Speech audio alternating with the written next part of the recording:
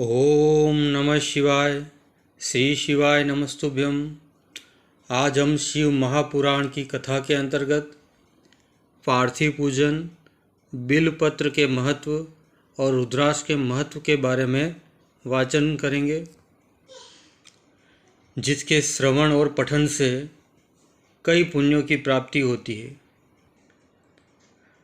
ऋषि बोले, हे सूत जी, अब आप हमें पार्थिव पूजन का महत्व बताइए, जिससे कि सभी मनोकामना की पूर्ति होती है। सूत जी बोले, हे ऋषियों, नदियों में जैसे गंगा माँ का स्थान पवित्र है, उसी प्रकार लिंगों में पार्थिव पूजन सबसे महान माना जाता है।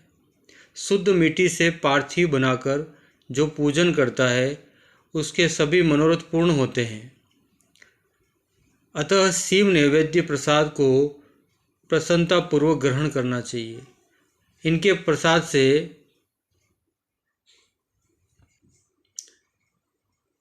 प्रसाद से कई पुण्यों की प्राप्ति होती है और पापों का अंत होता है। अब आप बिल्वपत्र का महात्म्य सुनिए। यह बिल्व महादेव जी का ही स्वरूप है। इसकी स्तुति करने से देवता भी नहीं थकते हैं। जो बिल्व के मूल में गंगा जल, फूल और नैवेद्य और दीपक जलाता है, वह सभी पापों से मुक्त होकर महान ज्ञानी बन जाता है। उसके घर से निर्धनता, दरिद्रता, गरीबी कोसों दूर भाग जाती है। हर मनोकामना में पूर्ण सिद्धि प्राप्त होती है। सूत जी बोले, हे महाभाग सोनक जी, रुद्राक्ष भगवान शंकर को परम प्रिय है। अब मैं आपको भगवान रुद्राक्ष की कथा सुनाता हूँ, जिसे धारण करने से समस्त पाप दूर हो जाते हैं, जिसकी महिमा शिवजी ने स्वयं पार्वती माँ को सुनाई थी। उन्होंने पार्वती जी से कहा, हे देवी, मैंने पूर्व समय में मन को स्थिर कर दिव्य सहस्त्र वर्ष पर्यंत तपस्या की थी। उस समय हमें कुछ भय सा लगा, जिससे मैंने अपने नेत्र खोल दिए और मेरे नेत्र से आंसू की बूंदें गिरने लगी। उसी से ही गौड़ देश से मथुरा, अयोध्या, काशी, श्रीलंका एवं मलयाचल के पर्वतों पर रुद्राक्ष वृक्ष उत्पन्न हो गए। अतः इनकी माला समस्त पापों को नाश कर मुक्ति देने वाली होती है।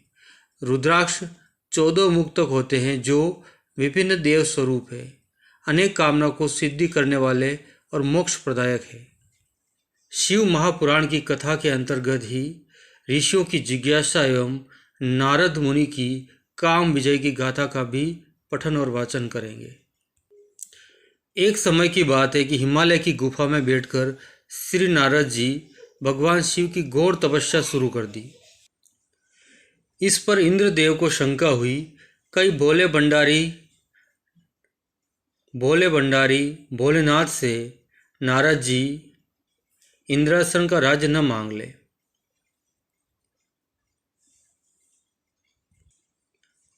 नारद जी इंद्रासन का वरदान न मांग ले। अतः उन्होंने कामदेव को बुलाकर कहा कि आप जाकर नारद मुनि की तपस्या भंग करें। कामदेव ने जाकर अपनी समस्त शक्ति लगा दी, पर वह नारद जी की तपस्या भंग नहीं कर पाया और लौटकर इंद्रदेव के पास वापस चला गया, क्योंकि कामदेव को भस्म करने वाला शिव का यही स्थान था। अतः कामदेव की माया वहाँ पर नहीं चल पाई और वह इंद्रदेव के पास वापस लौट गया। नारद देव तपस्या से जागे। अपनी इस विजय गाथा को अभिमान में लाकर कैलाश पर्वत पर जाकर भगवान महादेव को सुनाने लगे। भगवान महादेव मन ही मन मुस्कुराए और बोले, हे नारद, इस समाचार को किसी देवी देवता को नहीं सुनाना। खासकर भगवान विष्णु के आगे जाकर इसका वर्णन कभी मत करना। परंतु शिव की लीला से नारद यह कथा सुनाने विष्णु लोक जा पहुँचे और गर्व में अपनी काम विजय की संपूर्ण कथा कर सुनाई कि किस प्रकार उन्होंने कामदेव पर विजय प्राप्त की। भगवान विष्णु मन ही मन सोचने लगे, नारद को बहुत अभिमान हो गया है। उनका अभिमान तोड़ने हेतु एक माया नगरी का निर्माण किया। जिस रास्ते से नारद जी आ रहे थे उसी नगरी में शील निधि नामक एक राज्य का निर्माण किया और उनकी सुंदर गुणवती कन्या का स्वयंवर रचा।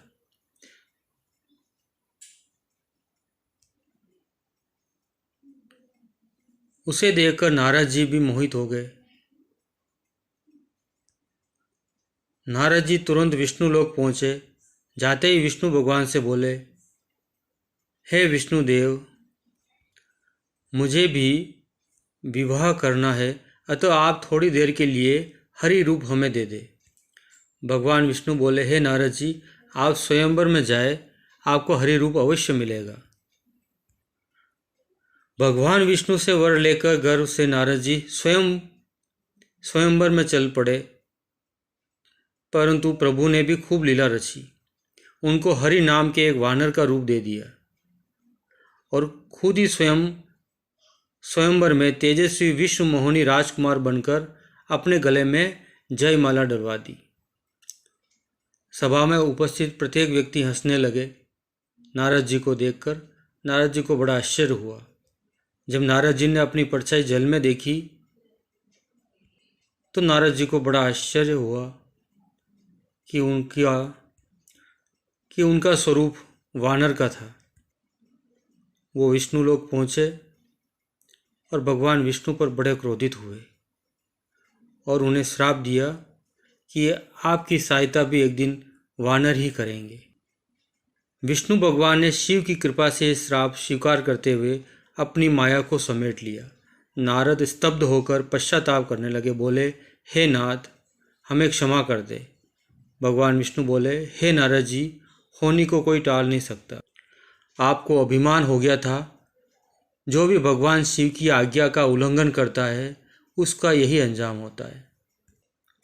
भगवान शंकर की कृपा बतलाकर बोले, हे नारद जी, इससे मुक्ति पाने हेतु भगवान शिव के 100 नाम का जप करना चाहिए।